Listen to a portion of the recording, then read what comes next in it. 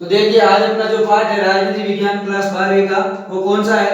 नियोजन और विकास तथा नीति आयोग। यानी कि अपन जो 12वीं में जो राजनीति विज्ञान है उनके जो विभिन्न आयाम होते हैं उन विभिन्न आयामों का जो प्रथम पाठ है उसी का वो क्या है? नियोजन और विकास। अर्थात उसके बाद में अपन देखेंगे किसके बारे में? नीति आयोग के बारे में कि नीति आयोग की कब स्थापना हुई, इससे पहले क्या था। तो देखिए आते हैं, सबसे पहले अपन किसको समझने की कोशिश करेंगे? नियोजन। यानी कि नियोजन कहाँ किसे जाता है। तो सबसे पहले बात अपन किसकी कर रहे हैं? नियोजन। देखो अगर मैं शॉर्ट में बताऊं तो इस शब्द के अंदर ही इसकी परिभाषा है। योजनाबद्ध ढंग से कोई भी जो कार्य किया जाता है उसे क्या कहते हैं? नियोजन कहते हैं। या अगर शॉर्ट परिभाषा लिखूं तो सोच समझकर, कैसे? सोच समझकर सही दिशा में उठाया जाने वाला पहला जो कदम होता है। यानी कि हम सोच समझ करके कोई भी जो कार्य करते हैं उस कार्य को क्या कहा जाता है? राजनीति में नियोजन कहा जाता है। लेकिन भारत में जो इसकी परिभाषा है वो परिभाषा किसने दी? योजना आयोग ने। क्योंकि ये जो नियोजन का लक्ष्य है ये कौन सी संस्था के द्वारा भारत में पूरा किया जाएगा? योजना आयोग के द्वारा। तो देखिए इस नियोजन की योजना आयोग क्या परिभाषा देता है? योजना आयोग कहता है कि नियोजन किसके बारे में बता रहा है? नियोजन संसाधनों के संगठन की एक ऐसी क्या है? विधि है जिसमें संसाधनों का अधिकतम लाभप्रद उपयोग सामाजिक और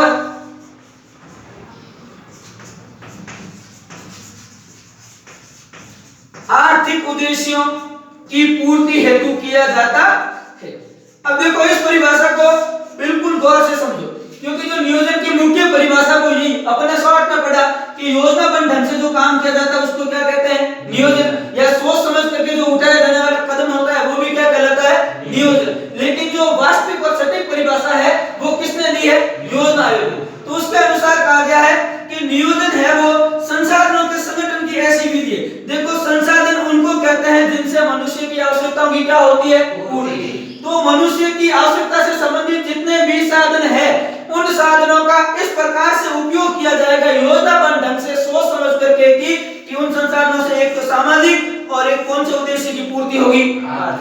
यानी कि मनुष्य को जीवन जीने के लिए या मनुष्य की आवश्यकताओं की पूर्ति के लिए जितने भी क्या होते हैं? साधन होते हैं, चाहे वो शिक्षा हो, स्वास्थ्य हो, उद्योग हो, कृषि हो या जीवन स्तर से संबंधित हो या समावेशी विकास हो, जो जिंदगी जीने से संबंधित जितने प्रकार की आवश्यकताएं होती है उन सभी साधनों का प्रयोग इस हिसाब से किया जाएगा कि उनसे लाभ भी ज्यादा होगा और संसाधनों का दुरुपयोग भी नहीं होगा। और कौन से दोनों उद्देश्यों की पूर्ति हो जाएगी? सामाजिक और आर्थिक। तो उस प्रक्रिया का नाम क्या है? नियोजन। क्या नाम है? नियोजन। तो परिभाषा बिल्कुल समझ में आ गई। यानी कि सरकार के द्वारा जो भी सोच समझ करके कार्य किया जाता है या किसी व्यक्ति विशेष के द्वारा या किसी संस्था के द्वारा जो सोच समझ कर कार्य किया जाता है उसे क्या कहा जाता है? नियोजन। तो देखिए बच्चों नियोजन की शुरुआत विश्व में कहां से हुई थी? देखिए विश्व में सर्वप्रथम नियोजन की शुरुआत किस देश ने की? रूस ने। और कब की थी? 1928। यानी कि सबसे पहले रूस ने अपनी अर्थव्यवस्था को बढ़ाने के लिए अपने देश की जो आर्थिक समस्याएं थी या जो मतलब सामाजिक समस्याएं थी उनको दूर करने के लिए किस प्रक्रिया को अपनाया था? नियोजन को। और कब अपनाया? 1928। यानी कि अगर सीधा सा क्वेश्चन पूछ ले कि विश्व में सर्वप्रथम नियोजन की शुरुआत किस देश से हुई थी? सोवियत संघ रूस। कब की गई थी? 1928। और रूस को इस नियोजन की वजह से विकास में काफी क्या मिली थी? सफलता मिली, जिनकी बदौलत दूसरे देशों ने भी अपने देश को व्यवस्थित ढंग से विकास की दिशा में ढालने हेतु कौन सी प्रक्रिया को अपनाया? नियोजन की प्रक्रिया को अपनाया। है। लेकिन अब बात करते हैं भारत की कि भारत में सर्वप्रथम नियोजन का विस्तार कब किसने दिया। तो देखना, भारत में सर्वप्रथम नियोजन का विस्तार कब दिया गया था? 1934 में। कब दिया? 1934 में। और देने वाले वो थे एम विश्वेश्वरैया। कौन थे? यानी कि भारत में नियोजन का सर्वप्रथम विस्तार किसने दिया, या भारत में नियोजन का जनक किसको कहा जाता है? एम विश्वेश्वरैया को। कब दिया था? और इनकी एक पुस्तक थी साहब, उस पुस्तक का नाम है बोलो, प्लान्ड इकोनॉमी फॉर इंडिया। देखो अगर इसका हिंदी अनुवाद किया जाए तो भारत का आर्थिक नियोजन, या भारत का आर्थिक जो नियोजन या विकास है, यानी कि भारतीय अर्थव्यवस्था को किस हिसाब से आगे बढ़ाया जा सकता है, उसी का नाम है नियोजन। यानी कि भारत में सर्वप्रथम नियोजन का विस्तार देने का श्रेय किसको जाता है? एम विश्वेश्वरैया को जाता है। नियोजन का विस्तार कब दिया था और अपनी कौन सी पुस्तक में दिया था? ये वेरी मोस्टली क्वेश्चन है, कई बार एग्जाम में पूछा जा चुका है कि एम विश्वेश्वरैया की पुस्तक का नाम क्या था, या ये भी पूछा जा सकता है कि प्लान इकोनॉमी फॉर इंडिया के लेखक कौन थे? एम विश्वेश्वरैया। उसके बाद विस्तार कब दिया गया था? 1944 में बंबई योजना के तहत भी नियोजन का विस्तार दिया गया। बंबई योजना का मतलब है कि 1944 में भारत के जो उद्योगपति थे वो कौन से स्थान पर एकत्रित हुए थे? बंबई, जिसका वर्तमान नाम क्या है? मुंबई। वहां पर एकत्रित हुए थे और नियोजन के बारे में विस्तार विमर्श किया गया। उसके बाद सब विस्तार दिया गया था 1950 में। कब दिया? और यह विस्तार दिया था जयप्रकाश नारायण, जेपी नारायण ने। किसने दिया था? ठीक है, रहेगा, ध्यान नहीं रहेगा। और इसने यह विस्तार दिया था किस योजना के तहत? सर्वोदय योजना। सर्वोदय योजना का मतलब है कि अगर पूरे देश का समस्त या सभी तरह से विकास करना है, चाहे वो शैक्षिक हो, आर्थिक हो, सामाजिक हो, सांस्कृतिक हो, किसी भी प्रकार का अगर देश का संपूर्ण विकास करना है तो उसके लिए कौन सा रास्ता अपनाना पड़ेगा? नियोजन का रास्ता अपनाना पड़ेगा।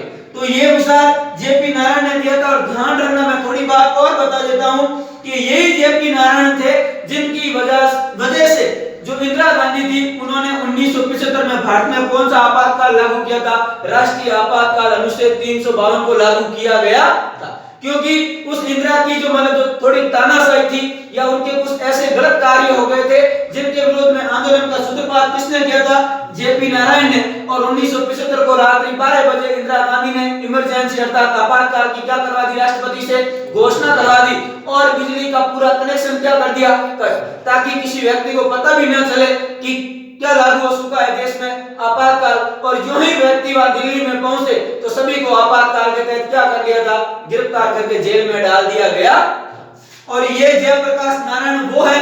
1942 का भारत छोड़ो आंदोलन आपको पता है, महात्मा गांधी, पंडित जवाहरलाल नेहरू जैसे दिग्गज नेताओं को 9 अगस्त की सुबह ही आंदोलन शुरू होने से पहले ही क्या कर लिया? गिरफ्तार। तो उस समय भूमिगत रहकर, यानी कि अंग्रेजों से छिप करके, प्रशासन से छिप करके भारत छोड़ो आंदोलन का नेतृत्व करने में भी भूमिका किसकी रही थी? जेपी नारायण की। उन्होंने सर्वोदय योजना के माध्यम से भी किसका विस्तार दिया? नियोजन। यानी कि नियोजन से संबंधित मुख्य बातें आ गई। नियोजन का मतलब होता है योजनाबद्ध ढंग से क्या करना? कार्य करना, या सोच समझकर सही दिशा में उठाया जाने वाला पहला कदम क्या कहलाता है? यानी कि अपन कोई भी कार्य करते हैं तो सोच समझ कर करते हैं। जैसे देखो, अपन अपने घर पर मकान बनाते हैं, नहीं बनाते? मकान बनाने से पहले अपन क्या करते हैं? उनकी एक योजना बनाते हैं कि किस प्रकार का मकान होना चाहिए, उसके अंदर क्या मतलब किस प्रकार की सुविधाएं होनी चाहिए, कितने रूम होने चाहिए, या आगे की तरफ किस प्रकार की सजावट होनी चाहिए, वो पूरी योजना बनाते हैं, नहीं बनाते? तो वो योजना ही क्या कहलाती है? नियोजन। आप पढ़ाई करते हो, आप पढ़ाई करने से पहले स्कूल का, आप मान लो बोर्ड के स्टूडेंट हो, और आप पढ़ाई से पहले आपने एक समय सारणी की योजना बना दी कि अभी मैं इस हिसाब से पढ़ूंगा, तो वो समय सारणी भी आपकी पढ़ाई के लिए क्या है? नियोजन है। क्या है? नियोजन। यानी कि आप जो भी सोच समझ करके सही कार्य करते हो वो सब किसमें आते हैं? नियोजन। क्लियर? तो नियोजन की परिभाषा हो गई। सर्वप्रथम नियोजन की शुरुआत किस देश में हुई? कब हुई थी? भारत में सर्वप्रथम विस्तार कब दिया? देने वाले कौन थे? उनकी पुस्तक का नाम प्लान इकोनॉमी फॉर इंडिया, अर्थात भारत का आर्थिक नियोजन। दूसरा विस्तार कौन सी योजना में दिया गया था? कब हुई थी? 1900। और तीसरा दिया था 1950 में। किसने? जेपी नारायण ने। किस योजना के तहत? तो थी नियोजन से संबंधित मुख्य बातें। अब अपन बात करते हैं कि भारत ने आखिर नियोजन के लिए ऐसा कौन सा कार्य किया। देखो, नियोजन हमेशा समस्या के समाधान हेतु किया जाता है। कोई भी समस्या होती है तो उसको योजनाबद्ध ढंग से दूर करने हेतु जो प्रक्रिया अपनाई जाती है उसी का नाम क्या है? नियोजन। तो देखो, भारत में नियोजन की सफलता हेतु भारत सरकार के द्वारा कब 15 मार्च 1950 को किस आयोग की स्थापना की गई थी? योजना आयोग। ध्यान रखना, योजना आयोग है जो गैर संवैधानिक संस्था है। गैर संवैधानिक संस्था का मतलब जानते हो? ये नहीं कि संविधान में इसका जिक्र नहीं है। भारतीय संविधान में ये कहीं पर नहीं लिखा गया है कि भारत के लिए एक योजना आयोग होगा। ये भारत की जो सरकार थी उन्होंने नियोजन अपनाने के लिए भारतीय समस्याओं को योजनाबद्ध ढंग से दूर करने के लिए नियोजन से संबंधित कौन सी संस्था बनाई थी? योजना आयोग। जबकि इसका संविधान में उल्लेख नहीं है। जिनका संविधान में उल्लेख होता है उसको कहते हैं संवैधानिक संस्था, जिनका संविधान में उल्लेख नहीं होता है उनको कहा जाता है गैर संवैधानिक संस्था। अब भारत ने नियोजन की सफलता हेतु किस आयोग की स्थापना की? और स्थापना कब की गई थी? ध्यान रखना, योजना आयोग का अध्यक्ष हमेशा प्रधानमंत्री होता है। कौन होता है? प्रधानमंत्री। तो जो योजना आयोग था 15 मार्च 1950 को बना, तो उसके प्रथम अध्यक्ष कौन थे? भारत के पहले प्रधानमंत्री पंडित जवाहरलाल नेहरू।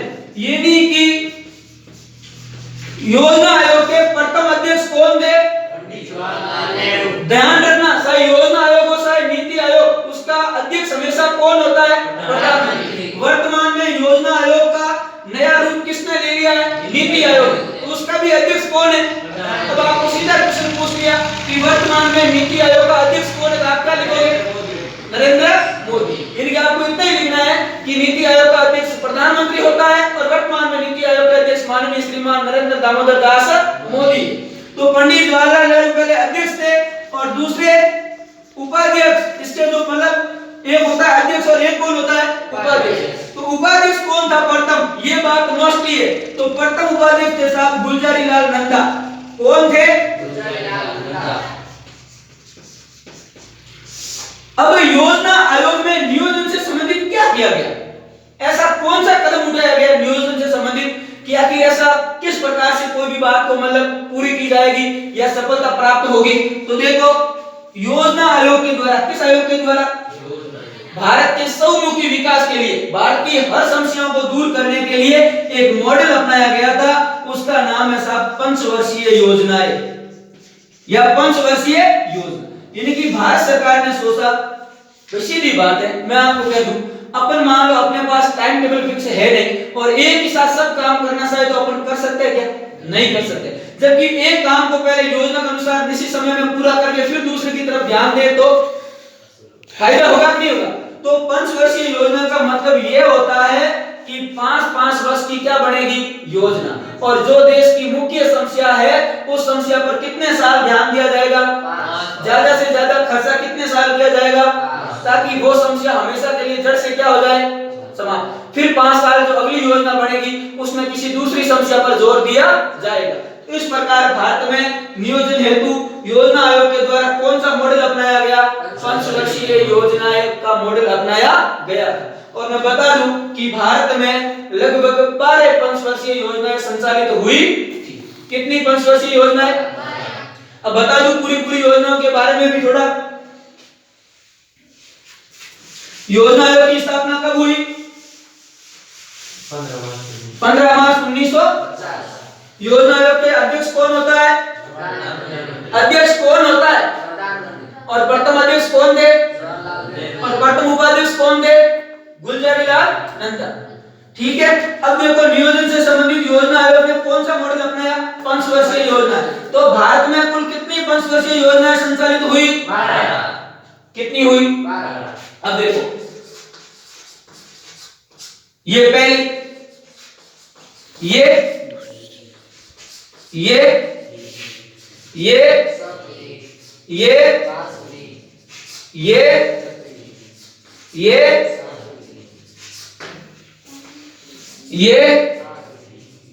ये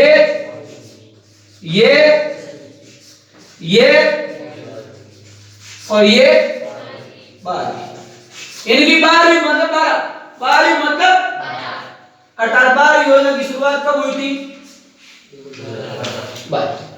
योजना पंचवर्षीय योजना। पंचवर्षीय योजना का मतलब है 5 साल की योजना। कितने साल की? 5 साल। तो देखो, अब सबसे कई बार डायरेक्ट क्वेश्चन पूछ लिया जाता है, आपको 12वीं में पूछे या ना पूछे, आप कोई भी कंपटीशन एग्जाम फाइट करोगे तो उसमें इससे संबंधित क्वेश्चन पूछा जा सकता है। किसी भी योजना का, तीसरी योजना का कार्यक्रम क्या था, चौथी योजना का कार्यक्रम क्या था। अब आराम से समझो। योजना आयोग कब बना? 15 मार्च 1950। और पंचवर्षीय योजना की शुरुआत की थी 1951। पहली पंचवर्षीय योजना की शुरुआत कब हुई? 1951। और पंचवर्षीय योजना कितने वर्ष की होती है? 5। जोड़ो 5, 1956। और ये 1956 से लेकर 5 जोड़ो कितने होंगे? 61। ये फिर 1961 से लेकर के 5 जोड़ो कितने हो गए? 66। देखो, 3 योजनाओं के बाद 3 साल का गैप कर दो। 3 योजनाओं के बाद कितने साल का गैप? 3। क्यों गैप हुआ वो मैं बाद में बताऊंगा, पहले इसका कार्यक्रम लिख लेते हैं। 3 योजनाओं के साथ कितने साल का गैप करो? 3 साल का। तो बोलो 3 साल का गैप करो तो शुरुआत कहां से होगी? 1969। जोड़ो 5 कितने हुए? 74। फिर 1974 से लेकर ये एकमात्र योजना है जो कितने वर्ष रही? 4 वर्ष रही। ये 5 वर्ष नहीं रही। कौन सी योजना? 5। क्यों? इसका भी मैं आपको कारण बताऊंगा। देखो, 3 के बाद कितने साल का गैप किया? तो 2 के बाद 2 साल का गैप और कर दो। अब कहां से शुरू होगी? 80 से, फिर 85 से, अरे 85 से कितनी होगी? 1900। देखो, 3 के बाद अपन ने कितने साल का गैप किया? 3। फिर 2 के बाद कितने साल का गैप किया? 2। फिर 2 के बाद कितने साल का गैप करो? 2। अब कितने? 1992 से 97। अब 5-5 साल कंटिन्यूस रहेगा। 97 से 2002 से 2007 से और 2012 से होगी। रह जाएगा ध्यान, पहली पंचवर्षीय योजना की शुरुआत कब हुई? और 12वीं की 2012वीं और 12वीं से 2012। ये 12 प्रकार की योजना चली। अब मैं आपको बताता हूं कि किस योजना में किस प्रकार का जोर दिया गया था। तो देखो, सबसे पहले भारत में जोर किसके ऊपर दिया गया था? कृषि। क्योंकि आजादी से पहले भारत को खाद्यान्न भी आयात करना पड़ता था। जो अनाज है वो भी दूसरे देशों से क्या करना पड़ता था? खरीदना। तो भारत ने सोचा कि सबसे पहले होती है वो पेट की आवश्यकताओं की पूर्ति होनी चाहिए। इसीलिए 5 साल पूरे का पूरा जोर किसके ऊपर दिया? और इसके तहत कृषि और सिंचाई की सुविधाओं का विकास किया गया। आपको पता होगा सबसे बड़ा बांध है भाखड़ा नागर बांध परियोजना, है या नहीं है? है। वो भी किस पंचवर्षीय योजना की देन है? तो पहली पंचवर्षीय योजना में 5 साल किसके ऊपर जोर दिया गया? दूसरी जो पंचवर्षीय योजना है उसमें जोर दिया गया था किसके ऊपर? उद्योग। क्योंकि अर्थव्यवस्था को मजबूत बनाना है तो ज्यादा किसके ऊपर जोर देना पड़ेगा? उद्योग। और इसमें 3 प्रमुख उद्योग खोले। कई बार कंपटीशन एग्जाम में ये क्वेश्चन पूछा गया है कि इनमें से कौन सा उद्योग द्वितीय पंचवर्षीय योजना में नहीं खुला। देखो, आप स्कूल में संजीव पासबुक का सहारा लेते हो, अरे लेते हो नहीं लेते हो? एक संजीव पासबुक की तरह एक और आती है जिसका नाम है आरबीडी। नाम सुना है? संजीव पासबुक की तरह एक और पासबुक आती है जिसका नाम क्या है? आरबीडी। अब देखो, मैं आरबीडी का पूरा क्लियर करता हूं आपको। आर से राउरकेला। आर से कौन सा है? राउरकेला। बी से है भिलाई। बी से क्या है? भिलाई। और साहब डी से है दुर्गापुर। यानी कि द्वितीय पंचवर्षीय योजना के तहत भारत में कितने 3 बड़े लौह इस्पात कारखाने खोले गए थे? 3। कौन कौन से? राउरकेला, भिलाई, दुर्गापुर। देखो साहब, राउरकेला पड़ता है उड़ीसा में। कहां पड़ता है? उड़ीसा। भिलाई पड़ता है छत्तीसगढ़ में। कहां पड़ता है? छत्तीसगढ़। और दुर्गापुर पड़ता है पश्चिम बंगाल में। कहां पड़ता है? रह जाएगा ध्यान। ये भी दूसरे देशों के सहयोग से खोला गया क्योंकि उस समय भारत इतना आर्थिक रूप से संपन्न नहीं था। ध्यान रखना, दुर्गापुर वाला जो कारखाना है, जो उद्योग है लोहे वाला, वो खोला गया था इंग्लैंड के सहयोग से। किसके सहयोग से? भिलाई वाला जो छत्तीसगढ़ में, वो खोला गया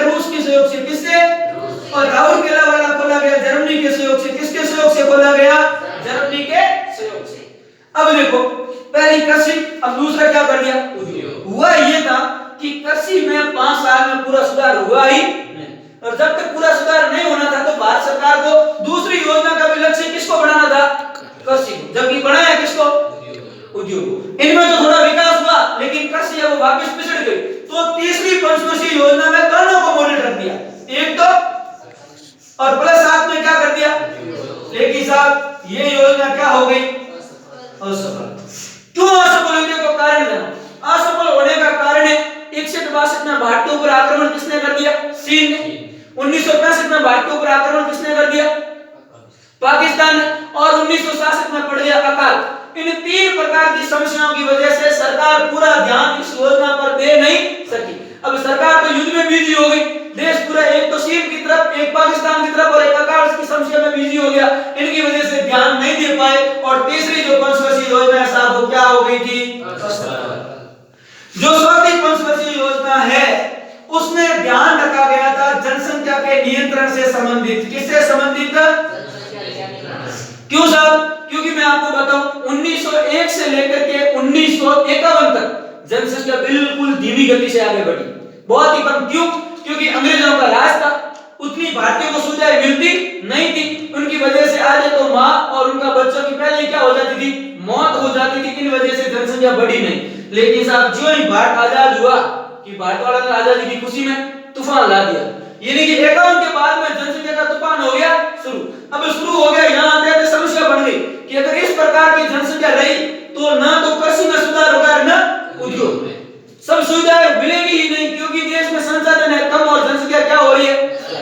तो इसके बाद 1974 से जो 78 वाली रही थी, इसमें इंदिरा गांधी ने एक अभियान चलाया था, कौन सा, नसबंदी, ठीक है। और नसबंदी के साथ साथ 1976 में पहली भारत की कौन सी नीति बनी थी, जनसंख्या नीति। कौन सी नीति बनी, और इस जनसंख्या नीति में उम्र फिक्स की गई थी कि लड़के की उम्र शादी के लिए कितने वर्ष होगी, 18, और लड़की की कितनी वर्ष होगी, 15। पहले ये रखी गई थी। फिर 2000 वाली जो जनसंख्या नीति है उसमें 21 और क्या रखी, 18। तो 1976 में जनसंख्या नीति के तहत विवाह की उम्र लड़के की कितनी रखी और लड़की की कितनी रखी, और कौन सा अभियान चलाया गया था जनसंख्या नियंत्रण हेतु, नसबंदी का अभियान चलाया गया था। इसी नसबंदी की वजह से ही इंदिरा गांधी को हार का सामना करना पड़ा, क्योंकि नसबंदी में लोगों को गुमराह किया गया, लोगों को प्रलोभन दिया गया, लालच दिया गया था कि आप चलो हमारे साथ, हम आपको इतना पैसा देंगे, इतना फायदा देंगे। और जो ही लोग गए वहां कैंप लगा करके उनकी क्या कर दी, नसबंदी। अब आधा बेचारा बाप में कुंवारा ही होता, अब वैसा होने के नसबंदी करो या नहीं करो तो लोग भी वजह कहीं हो गया, नाराज हो गया, और इंदिरा गांधी को अपनी सरकार से पहली बार हाथ धोना पड़ा। बाकी 1978 तक कंटिन्यू भारत में कौन सी पार्टी की सरकार रही थी, और उससे पहले क्या था कि हर राज्य जनसंख्या को इसलिए बढ़ा था क्योंकि राज्य साहब मेरी जितनी ज्यादा जनसंख्या होगी उतने ज्यादा मेरे लोकसभा और राज्यसभा में क्या जाएंगे, सदस्य जाएंगे। उसके लिए भी राज्य है वो किसको प्रोत्साहन दे रहा था, जनसंख्या वृद्धि को प्रोत्साहन दे रहा था। तो जनसंख्या नीति के तहत इंदिरा ने फिक्स बात कर दी कि साहब जनसंख्या कितनी भी बढ़ा दो, लेकिन 2026 तक लोकसभा और राज्यसभा के सदस्यों की संख्या फिक्स रहेगी। चाहे करोड़ जनसंख्या ऐसा है 2 है तो भी सदस्य संख्या नहीं बढ़ेगी, यानी कि लोकसभा और राज्यसभा की सदस्य संख्या कब तक फिक्स रहेगी, 552 से ज्यादा नहीं हो सकती, तो नहीं हो सकती। 2026 के बाद अगर नया सीमांकन होगा तो कुछ वृद्धि की जा सकती। ये भी क्यों कदम उठाया गया, ताकि लोग किस पर कंट्रोल करें, जनसंख्या। उसके बाद में साहब 80 से बड़ी पीछे से 2 साल का बीच में गैप आ गया। क्यों, क्योंकि 5 दलों ने मिलकर के जो मतलब जनसंघ पार्टी के तहत या जनता दल पार्टी के तहत मोरारजी देसाई जो भारत के सबसे बुजुर्ग प्रधानमंत्री है वो प्रधानमंत्री बने, लेकिन 2 साल ही रहे और उन्होंने एक रिकॉर्ड बना दिया कि भारत के वे पहले प्रधानमंत्री जिन्होंने अपने पद से त्याग पत्र दिया था वह कौन थे, मोरारजी देसाई। और भारत के सबसे बुजुर्ग प्रधानमंत्री भी कौन थे, मोरारजी देसाई। तो 2 साल तक वो सरकार है दबाडोल में चली, गठबंधन सरकार का कोई स्थिति होता नहीं, तो सरकार को डर था कि मैं रहूंगी या नहीं रहूंगी, किसी भी समय मतलब टूट सकती है सरकार का गठबंधन, टूट सकता है। तो 2 साल बीच में क्या बढ़ गया, गैप। और यहाँ कितने साल गैप पड़ा, 3 साल। क्यों, एक तो चीन के आक्रमण की वजह से देश का नुकसान हुआ, पाकिस्तान के आक्रमण की वजह से नुकसान हुआ, और सब किसकी वजह से, अकाल की वजह से नुकसान हुआ। तो 1966 से लेकर 1969 तक का काल कहा जाता है योजना अवकाश काल,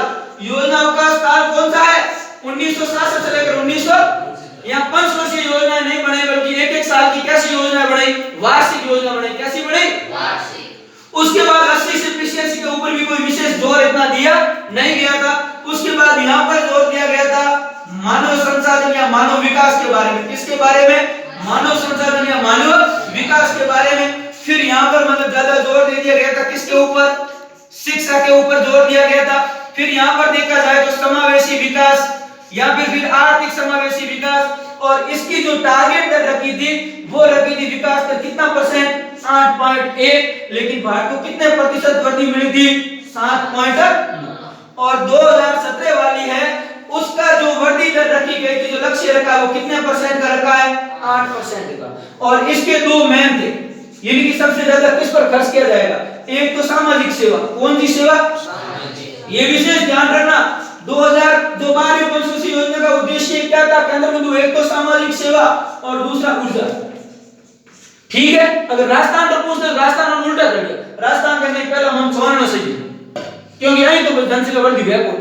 पहला कहीं चाहिए सोना, उन्हें बाद में कहीं चाहिए सामाजिक सेवा। अगर राजस्थान का पूछे कि उल्टा लिख लेना, ठीक है। बाकी भारत ने सबसे पहले किस पर जोर दिया और फिर किस पर जोर दिया? ऊर्जा, यानी कि बिजली के साधनों पर जोर दिया गया।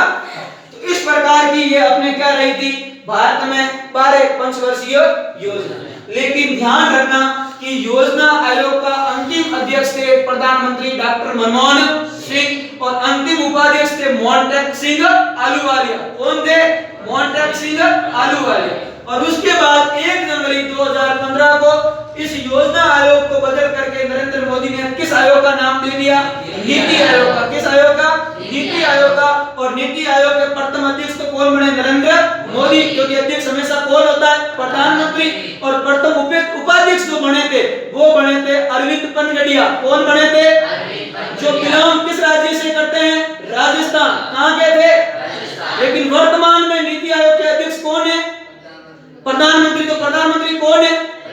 लेकिन उपाध्यक्ष अरविंद पनगड़िया नहीं है। वर्तमान में नीति आयोग के उपाध्यक्ष राजीव कुमार है। कौन है? राजीव कुमार। तो इस प्रकार नियोजन हेतु, यानी कि देश में हर समस्या को दूर करने के हेतु या देश की जितनी भी समस्याएं थी उनको दूर करने के लिए कितने कितने साल की योजनाएं बनाई गई थी? 5-5 साल की योजनाएं बनाई गई थी। और उस समस्या पर 5 साल जोड़ दिया जाता था ताकि वो समस्या जड़ से क्या हो जाए? समाप्त। तो ये 3 कारखाने हैं। और जो चौथी पंचवर्षीय योजना बनी थी ना, इसके तहत एशिया का सबसे बड़ा लोह कारखाना भारत में खोला गया था, वो है बोकारो। कौन सा कारखाना है? बोकारो लोह इस्पात कारखाना है। और ये कारखाना है झारखंड में, जो एशिया का सबसे बड़ा कारखाना माना जाता है। किसका? लोहे का। जो कौन सी पंचवर्षीय योजना के तहत खोला गया? अब दूसरी पंचवर्षीय योजना के तहत 3 कौन से खोले थे? आरबीडी, राउरकेला, भिलाई और दुर्गा। तो ये रही थी 12 योजनाएं। ठीक है, योजना आयोग की। अब कोई किसी प्रकार की पंचवर्षीय योजना बनती नहीं है, क्योंकि जो नीति आयोग होता है वो थिंक टैंक के आधार पर क्या करता है? कार्य। अब देखिए बच्चों, अपन पढ़ते हैं आखिर नियोजन का उद्देश्य क्या होता है। किसके बारे में पढ़ेंगे? नियोजन के उद्देश्य के बारे में। देखो, नियोजन का उद्देश्य पहली बात तो होता है देश में किस समस्या को दूर करना? गरीबी को क्या करना? दूर करना। यह है इसका पहला उद्देश्य। दूसरा इसका उद्देश्य क्या होता है? किसको दूर करना? बेरोजगारी को दूर करना। और तीसरा इसका उद्देश्य है साहब आर्थिक विषमता को समाप्त करना, यानी कि जो अमीरों और गरीबों के बीच की खाई है उसको मिटाना, आर्थिक विषमता को क्या करना? समाप्त। चौथा है किसके ऊपर ध्यान देना? उद्योगों व कारखानों के ऊपर, क्योंकि देश की अर्थव्यवस्था में सबसे महत्वपूर्ण भूमिका किसकी होती है? उद्योग और कारखानों की। और साहब इसका 5वां उद्देश्य है सूचना प्रौद्योगिकी को बढ़ावा देना, यानी कि जितनी ज्यादा तकनीक होगी उतना ही ज्यादा उस देश का क्या होगा? तो जो नियोजन है, नियोजन के ये 5 क्या होते हैं? सर 30 मिनट होने। और नियोजन के लिए कितने हो गए? 30 मिनट होने वाले हैं अभी हुए तो नहीं। अब देखो, नियोजन के लिए मतलब क्या क्या जरूरी है?